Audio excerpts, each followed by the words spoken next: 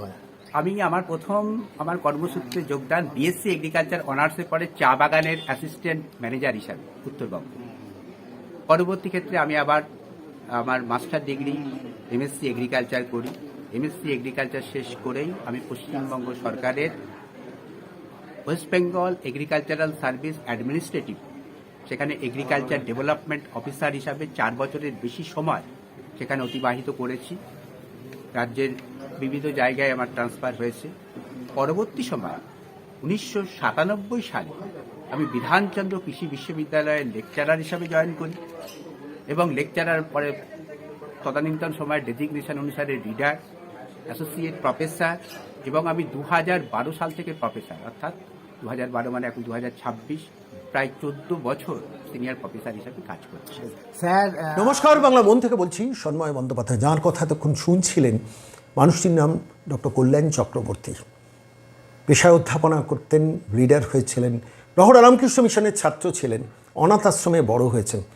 তারপর ধাপে ধাপে তার শিক্ষাগত যোগ্যতা বেড়েছে, একাডেমিশিয়ান হয়েছেন, রাজ্য সরকারের অত্যন্ত গুরুত্বপূর্ণ দায়িত্ব পালন করেছেন। উত্তরবঙ্গ চা বাগানে বেশ কিছুদিন কৃষি বিজ্ঞানী হিসেবে কাজ করেছেন, পরবর্তীকালে অধ্যাপনা করেছেন, রিডার হয়েছেন এবং কল্যাণী বিশ্ববিদ্যালয়ের সম্মানের সঙ্গে অধ্যাপনার কাজ করেছেন। সেই মানুষটিকে খড়দহে বিজেপি প্রার্থী করল। সেই খড়দহ, যে খড়দহ চিরকাল কাব্যে উপেক্ষিত লোকালয়। আমি কেন এই কথা বলছি আপনারা জানেন, খড়দহর মাটি চিরকাল রাজনৈতিক নেতারা ব্যবহার করেছেন। যেমন ধরুন বাম আমলে বাম দুর্গ ছিল, স্বাভাবিকভাবে অসীম দাশগুপ্ত, তাঁকে মানুষ ভালো ছিলেন, তাঁকে নির্বাচিত করেছিলেন পলিটিক্যাল লয়ালিটিটাকে এনক্যাশ করে বামপন্থীরা। তারপর যে অর্থমন্ত্রী হয়ে যেতেন, কালীভদ্রে আসতেন খড়দহের মাটিতে। কিন্তু খড়দহের মানুষের মূল সমস্যাগুলো কি মিট আপ করা গেছে? ধরুন 3টে মূল সমস্যা আমার বারবার মনে হয়েছে, আমি খড়দহ বহুবার যাওয়া আসা করেছি। প্রথমত, খড়দহর যে রেল ব্রিজ, রেল গেট আছে, সেখানে একটা আন্ডারপাস কিংবা একটা ওভারব্রিজ গড়ে তোলা যেত যদি কেন্দ্রীয় রেল মন্ত্রকের সঙ্গে যথাযথ কোঅর্ডিনেশন খড়দহ থেকে নির্বাচিত বিধায়করা করতেন, করেননি। ফলত খড়দহ রেলগেটের একটা আন্ডারপাস কিংবা ওভারব্রিজ হলে যান চলাচলের সুবিধা হতো, বহু মানুষের প্রচুর উপকার হতো। কোনো রাজনৈতিক নেতা গত কয়েক দশকে সেটা নিয়ে কাজ করেননি, চেষ্টাও করেননি। খড়দহ এত মানুষের বসবাস, বহু গরিব মানুষ বসবাস করেন। রহরা রামকৃষ্ণ মিশনকে কেন্দ্র করে অত্যন্ত বর্ধিষ্ণু লোকালয় গড়ে উঠেছেন, শিক্ষিত মানুষ, রুচিশীল মানুষ, কালচার মানুষের বসতি গড়ে উঠেছে ওই খড়দহ রহরা অঞ্চলে। সেখানে একটা সুপার স্পেশালিটি হসপিটাল তাদের পাওনা ছিল না। বলরাম হসপিটাল কী অবস্থায়, জরাজীর্ণ অবস্থায় পড়ে রয়েছে। অসীম দাশগুপ্ত অর্থমন্ত্রী ছিলেন, কেন তিনি গড়ে তুলতে পারেননি যথাযথভাবে বলরাম হসপিটালকে একটা সুপার স্পেশালিটি হসপিটালের মর্যাদা দিয়ে খড়দার মানুষের মিনিমাম প্রয়োজনটাকে মেটাতে, এমার্জেন্সি প্রয়োজনটাকে মেটাতে? পরবর্তীকালে 2011 সালে মমতা বন্দ্যোপাধ্যায় যখন ক্ষমতায় এলেন, অমিত মিত্রকে পুঁতলেন, অর্থাৎ খড়দহর ভূমিপুত্র পাওয়া যাচ্ছিল না। সল্টলেক থেকে নিয়ে আসা হয়েছিল অসীম দাশগুপ্তকে, অমিত মিত্রকে দক্ষিণ কলকাতা থেকে নিয়ে এসে খড়দার মানুষের কাছে তৃণমূলের প্রতি যে লয়ালিটি সেটাকে এনক্যাশ করে তাকে নির্বাচিত করা হয়েছে। তারপর অমিত মিত্র সেই যে গেলেন, আর খড়দহ উপেক্ষিত থাকলেন, কালীভদ্রে আসতেন। একটু ভালো করে ভেবে দেখুন, পরবর্তীকালে শোভনদেব চট্টোপাধ্যায় ভবানীপুর বড় বোনের কাছে এলেন, মেজ বোনের কাছে প্রত্যাখ্যাত হয়ে রাজ্যের মুখ্যমন্ত্রী মমতা বন্দ্যোপাধ্যায়। তাই ভবানীপুর থেকে রিজাইন করে শোভনদেব চট্টোপাধ্যায়কে এসে খড়দহ থেকে বাই ইলেকশনে কন্টেস্ট করতে হলো এবং তারপর শোভনদেব চট্টোপাধ্যায় কিছুকাল সময় কাটালেন, মাঝে মধ্যে আসতেন টাসতেন, আবার তিনি এখন বালিগঞ্জে চলে গেলেন। অর্থাৎ খড়দহকে ব্যবহার করার এই যে রাজনৈতিক প্রবণতা সিপিএমও করেছে, তৃণমূলও করেছে। খড়দার ভূমিপুত্র পেতে পারত না খড়দার মানুষ? আমি এই প্রশ্নটা আমাকে বারবার ভাবাতো, খড়দহে কি যোগ্য মানুষ নেই, শিক্ষিত মানুষ নেই, রুচিশীল মানুষ নেই? খড়দহন্ত প্রাণ যে মানুষগুলোর হবে সেই মানুষগুলো কি খড়দার মানুষ নির্বাচিত করতে পারবে না? এই প্রশ্নটা বারবার ভাবিয়েছিল। এবারে যখন প্রার্থী তালিকা ফাইনাল হচ্ছে, দেখলাম দেবচ্যুতি দাস, তরুণ যুবকর্মী, জিততে পারবেন না। গতবারও জামানত গিয়েছিল, এবারও জামানত যাবে।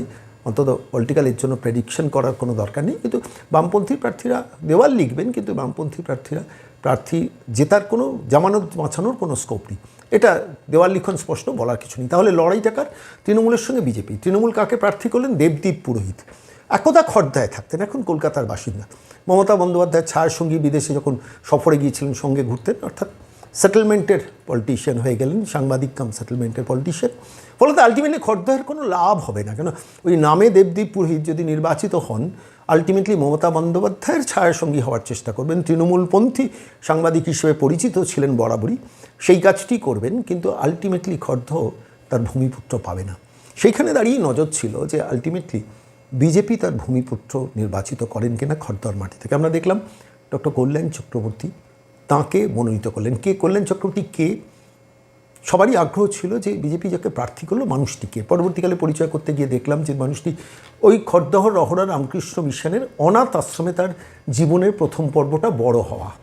রহড়া রামকৃষ্ণ মিশন পৃথিবী বিখ্যাত প্রতিষ্ঠান, সেই প্রতিষ্ঠান থেকে তার অনাথ আশ্রমে বড় হওয়া মানুষটি পরবর্তীকালে কৃষি বিজ্ঞানী হলেন এবং সেই মানুষটি উত্তরবঙ্গে একটি চা বাগানে কিছুদিন সময় কাটালেন। পরবর্তীকালে রাজ্য সরকারের বিভিন্ন খুব গুরুত্বপূর্ণ দায়িত্ব পালন করলেন। পরবর্তীকালে সেখান থেকে চলে গেলেন কল্যাণী বিশ্ববিদ্যালয় এবং সেখানে প্রথমে অ্যাসোসিয়েট প্রফেসর, পরবর্তীকালে রিডার এবং সম্মানের সঙ্গে গবেষক অধ্যাপক হিসেবে তার জীবনটা একটা বড় সময় অতিবাহিত করলেন। এই মানুষটি যার সঙ্গে আজকে সরাসরি আমি পরিচয় করাবো, সরঞ্জিৎ চট্টোপাধ্যায় আমাদের বাংলা বার্তার তরফ থেকে তাঁকে দায়িত্ব দেওয়া হয়েছিল। তিনি সরাসরি ডক্টর কল্যাণ চক্রবর্তীর সঙ্গে কথা বললেন। আমি কথোপকথনের সেই অংশটুকু আপনাদের তুলে দেবো যেখানে আপনারা পরিচিত হতে পারবেন এই মানুষটির সঙ্গে। সরাসরি ডক্টর কল্যাণ চক্রবর্তী, বাংলা। জানতে চাই এটা। নমস্কার, আমি অধ্যাপক ডক্টর কল্যাণ চক্রবর্তী, কৃষি বিজ্ঞানী। বিধানচন্দ্র কৃষি বিশ্ববিদ্যালয়ে আমি 3 দশক অধ্যাপনা এবং গবেষণার সঙ্গে যুক্ত আছি। আমি খড়দার বাসিন্দা, প্রায় 5 দশকের বেশি সময় খড়দাতে অতিবাহিত করেছি। বর্তমানেও খড়দার ভোটার। আমার পড়াশোনা এই খড়দাতেই রহড়া রামকৃষ্ণ মিশন বালক আশ্রম, এবং আমি অনাথ ছাত্র হিসাবে খড়দার রামকৃষ্ণ মিশনের আবাসিকও ছিলাম। আমি এখান থেকে মাধ্যমিক এবং উচ্চ মাধ্যমিক পাশ করেছি।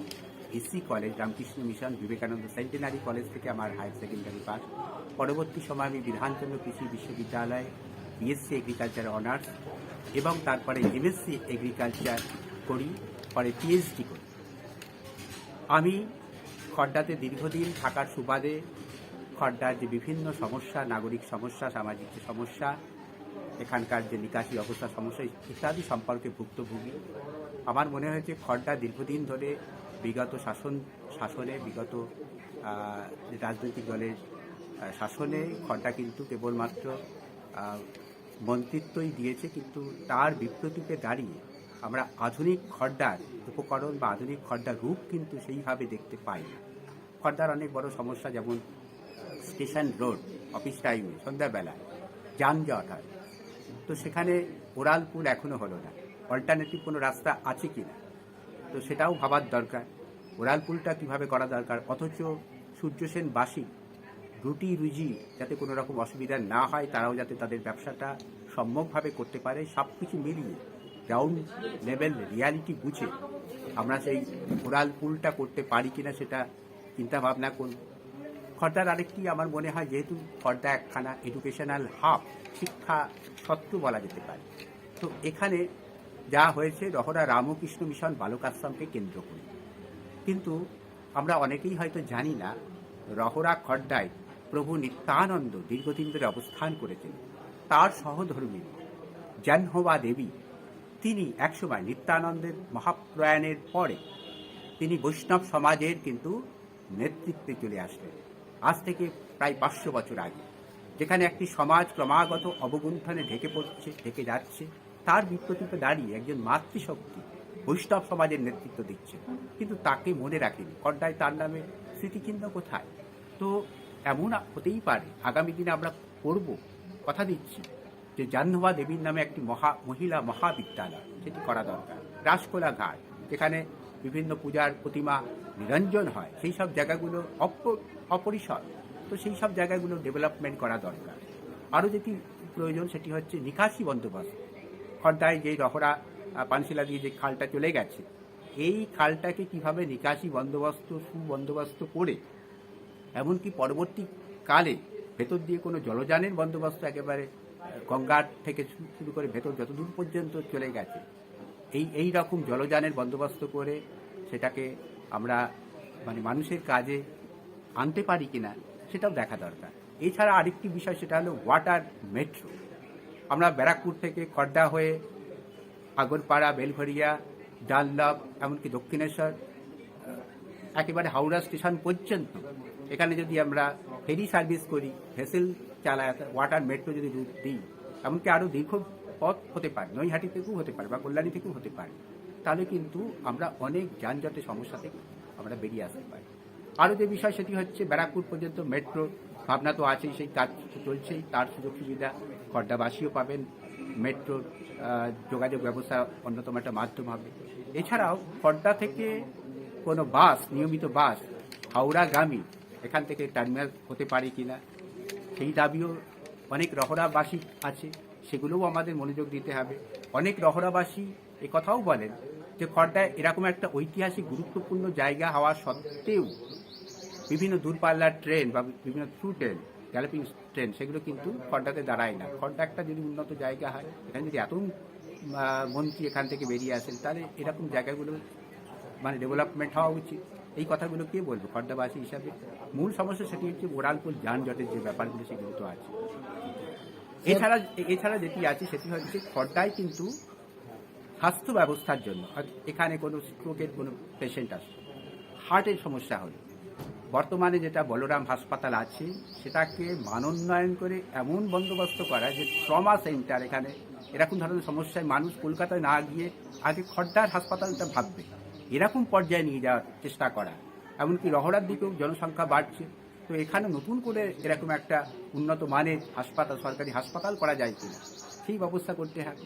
আর আমরা দেখেছি যে খড়দাতে সেইভাবে ইঞ্জিনিয়ারিং কলেজ বা পলিটেকনিক কলেজও নেই, সেটাও কিন্তু আগামী দিনে যেহেতু একটা এডুকেশনাল হাব হিসাবে করতে পারি সেটা ভাবতে হবে। আরেকটি বিষয়, খড়দা মন্দিরের দেশ বা শহর বলা যেতে পারে। গঙ্গার ঘাটে বা সর্বত্র বহু মন্দির দেবালয় এখানে আছে।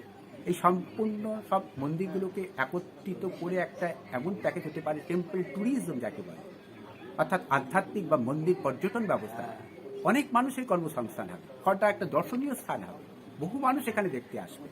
তো এরকম আমার মনে হয় যে খড়দাকে নিয়ে অনেক চিন্তাভাবনা আছে, আরও কিছু অপ্রকাশিতই হয়তো রয়ে গেল, পরবর্তী ক্ষেত্রে আরও আমরা এই নিয়ে আমরা বলতে চাই বা বলতে। স্যার, আপনার আমার অত্যন্ত সৌভাগ্য হয়েছিল যে আপনার কল্যাণী কৃষি বিশ্ববিদ্যালয় ওখানে যাওয়া। আপনি আপনার যে প্রফেশনাল কেরিয়ার সম্বন্ধে যদি বলেন যে আপনি কোথায় শুরু করলেন এবং কি পদে অবধি লাস্টে ছিলেন, একটু যদি বলেন ভালো হয়।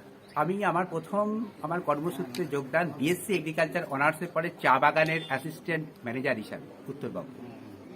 পরবর্তী ক্ষেত্রে আমি আবার আমার মাস্টার ডিগ্রি এমএসসি এগ্রিকালচার করি।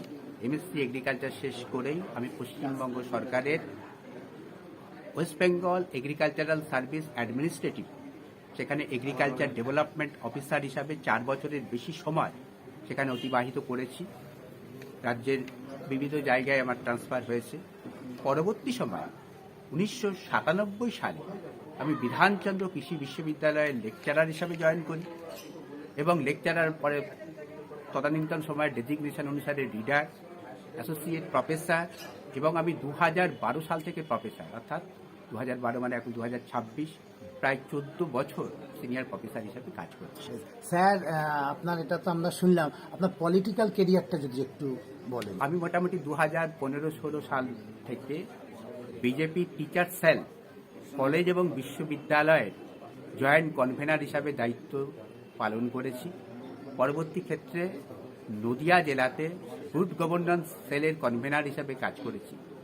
এছাড়া বিভিন্ন সামাজিক সংগঠনে আমি কাজ করেছি।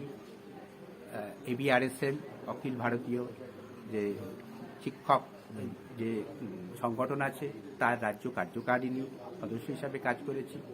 আমি কাজ করেছি ভারতীয় কিষাণ সংঘে, কাজ করেছি প্রজ্ঞা প্রবাহে, সংস্কার ভারতীতে কাজ করেছি, তারপরে শিক্ষা সংস্কৃতি উত্থান ন্যাস এই সংগঠনের সঙ্গেও কাজ করেছি, এখনও কাজ করে চলেছি। এবং স্বস্তিকা পত্রিকার সম্পাদক মণ্ডলী একজন সদস্য হিসাবে আমি স্বস্তিকাতেও দীর্ঘদিন ধরে লেখালেখি করেছি এবং স্বস্তিকা অফিসেও আমি। বেশ স্যার, এবার আমাদের পরবর্তী প্রশ্ন হচ্ছে স্যার, খড়দা সেই অসীম দাশগুপ্তের থেকে আরম্ভ করে পরবর্তীকালে অমিত মিত্র, তারপরে শোভনদেব চট্টোপাধ্যায়, তিনবারই মানে খড়দা আমরা দেখেছি যে খড়দা মানে মিনিস্টাররা খড়দার বিধায়ক হয়ে পরবর্তীকালে তারা মিনিস্টার হয়েছেন, কিন্তু খড়দাবাসীর জন্য তারা খুব একটা তেমন কিছুই করেননি।